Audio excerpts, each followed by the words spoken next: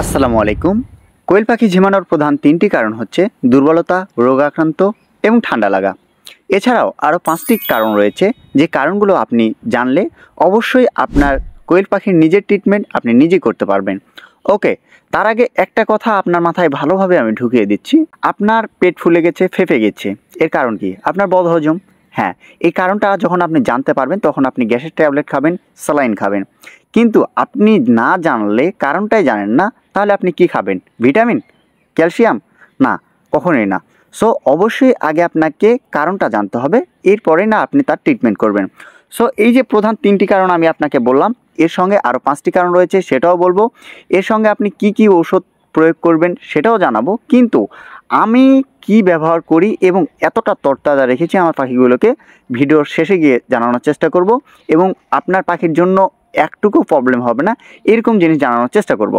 আরেকটা বিষয় আপনার মাথায় আমি ঢোকাতে চাই, সেইটা হচ্ছে আপনি একটা জিনিস যখন বেশি বেশি নাড়াচাড়া করবেন, বেশি বেশি নাড়াঘাটা করবেন এবং তাদের সঙ্গে যখন বেশি সময় দিবেন, তখনই আপনি জানতে পারবেন যে এই জিনিসটার ক্ষতিটা কী কারণে হয়েছে।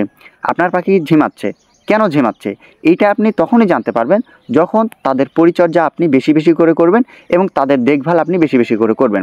সো অবশ্যই আমি আপনাকে রিকোয়েস্ট করব, আপনার দেখভাল, আপনার পরিচর্যায় আপনার পাখির সুস্থতা। এছাড়া যেগুলো ঔষধ, এগুলো উপঢৌকন মাত্র।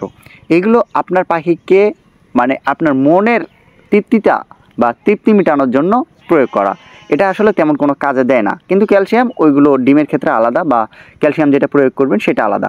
কিন্তু আপনার পাখিকে এই যে ঝিমানো থেকে বাঁচাতে বা তরচা রাখতে বা রোগ প্রতিরোধ ক্ষমতা বৃদ্ধি করতে আপনার পরিচর্যা এবং দেখভালটাই আসল। সো অবশ্যই আমি আপনাকে রিকোয়েস্ট করব, আপনার শখের জিনিস হোক আর ব্যবসার জিনিস হোক, যেটাই হোক না কেন, অবশ্যই আপনি সেগুলোকে ভালোভাবে দেখভাল করার চেষ্টা করবেন। তো যাই হোক, এখন কথায় আসি। 3টা কারণ যেহেতু আমি আপনাকে বলেছি যে এগুলো মেজর কারণ, এগুলো আপনি মেনে চলার চেষ্টা করবেন, এড়িয়ে চলার চেষ্টা করবেন, আপনার পাখিকে সুস্থ রাখবেন। তাহলে দেখবেন যে আপনার পাখি 80% সুস্থ আছে।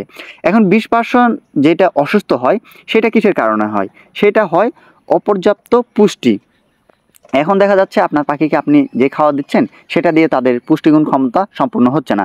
সেক্ষেত্রে আপনার পাখির এই সমস্যা হতে পারে। সেজন্য আপনাকে দিতে হবে প্রোটিন এবং ভিটামিন এবং মিনারেল। এই 3টা জিনিস দিলেই অপর্যাপ্ত পুষ্টির ঘাটতিটা পূরণ হয়ে যাবে। এরপরে রয়েছে রোগব্যাধি। রোগব্যাধি যেটা আমি আগেও বলেছি, এইটা অবশ্যই রোগব্যাধিটা অন্যরকম হয়ে থাকে। যেরকম এখানে থাকে আপনার জন্য কলেরা, রানে ভাইরাস, ইকলাই ইত্যাদি রোগ হয়ে থাকে। এর সঙ্গে অতিরিক্ত গরম বা ঠান্ডা, হ্যাঁ গরমও আপনার পাখিকে অসুস্থ করতে পারে। এর জন্য আপনাকে যেটি করতে হবে, তাপমাত্রা নিয়ন্ত্রণে রাখতে হবে। এখন ওই যে একটা কথা প্রথমেই বললাম যে আপনার দেখভাল এবং পরিচর্যা, আপনি আপনার শরীরের তাপমাত্রা অনুযায়ী পাখিগুলোর তাপমাত্রা নিয়ন্ত্রণ রাখবেন। শরীরের তাপমাত্রা বলতে আমি আবহাওয়ার কথা বোঝাচ্ছি এখানে। আবহাওয়া যেমন দেখবেন সেই রকম রাখার চেষ্টা করবেন। কখনো কখনো দেখা গেছে আমি দিনের বেলাও লাইট জ্বালিয়ে দিয়েছি, কারণ তখনও দেখি যে বৃষ্টি করতেছে, আবহাওয়া ঠান্ডা, সো এখন আমার হয়তো লাইট দেওয়া উচিত। সেই জন্য আমি লাইট ইউজ করি দিনের বেলাও। সো অবশ্যই আমি আপনাকে রিকোয়েস্ট করব যে এদের তাপমাত্রাগুলো আপনি বোঝার চেষ্টা করবেন অ্যান্ড ভালোভাবে দেখভাল করবেন। এরপরে রয়েছে অপরিচ্ছন্ন পরিবেশ। It's very affected of year bird. So এইটা থেকে অবশ্যই আপনারা সতর্ক থাকবেন যে আপনার পাখির যে পরিবেশটা রয়েছে সেইখানে খাবার পাত্র, এরপরে পানির পট, এগুলো কতটা পরিষ্কার রয়েছে। এর সঙ্গে একটা জিনিস অবশ্যই অবশ্যই আপনি মাথায় রাখবেন, আপনার পানির যেই পাত্রটা রয়েছে এটা 1 লিটারের করবেন। হ্যাঁ, আপনার যতগুলোই পাখি থাকুক না কেন 1 লিটার করবেন। তাহলে দেখা যাবে কি 1 লিটার পানি খেতে খেতে ওইটা যখন নোংরা হয়ে আসবে বা কাছাকাছি হয়ে আসবে, তখন আপনি পানিটা চেঞ্জ করতে পারবেন। এখন দেখা যাচ্ছে আপনি ওখানে 2 লিটার, 3 লিটার, 5 লিটার পানি দিয়ে রেখেছেন, সেই ক্ষেত্রে পানিও শেষ হচ্ছে না, আপনি পানিও দিচ্ছেন না। তাহলে কি হবে? পানির পাত্রটা নোংরা হয়ে যাবে, সেখানে মলমূত্র পড়তে পারে, সেইখানে দেখা যাবে যে ওইখান থেকে আপনার ভাইরাস ছড়িয়ে পড়তেছে। সো অবশ্যই অবশ্যই এই জিনিসটা আপনাকে মেনটেন করে চলতে হবে, যে পরিষ্কার পরিচ্ছন্ন একটা পরিবেশ তাদের জন্য রাখতে হবে। এরপরে পানির ঘাটতি। হ্যাঁ, পানির ঘাটতিটা যেটা বললাম এটাই, আপনি যখন দেখভাল করবেন ওই ঘুরে ঘুরে একটাই সূত্রতে আসতেছে যে আপনাকে দেখভাল ভালো করতে হবে, তাহলে আপনার পাখিগুলোকে আপনি সুস্থ রাখতে পারবেন। এখানে পানির ঘাটতির জন্য আপনাকে ভালো করে দেখতে হবে যে আপনার পাখির পানি কখন শেষ হচ্ছে, কখন কি হচ্ছে। এরপরে অপরিচ্ছন্ন পরিবেশ কখন তৈরি হচ্ছে সেটা দেখতে হবে। এরপরে অতিরিক্ত গরম নাকি ঠান্ডা এটাও দেখতে হবে। রোগ ব্যাধি কেমন রয়েছে, কোন পাখি কেমন আছে।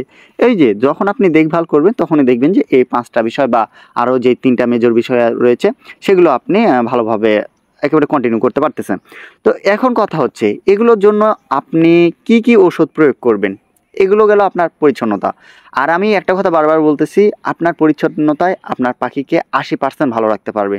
সো অবশ্যই এটা মাথায় রাখবেন। এখন আপনি যদি ওষুধ খাওয়াতে চান যে আমি থাকতে পারতেছি না, জাস্ট ওষুধ দিয়ে এদেরকে রাখবো, তাহলে এখানে আহামরি তেমন কোনো ওষুধ দিতে হয় না।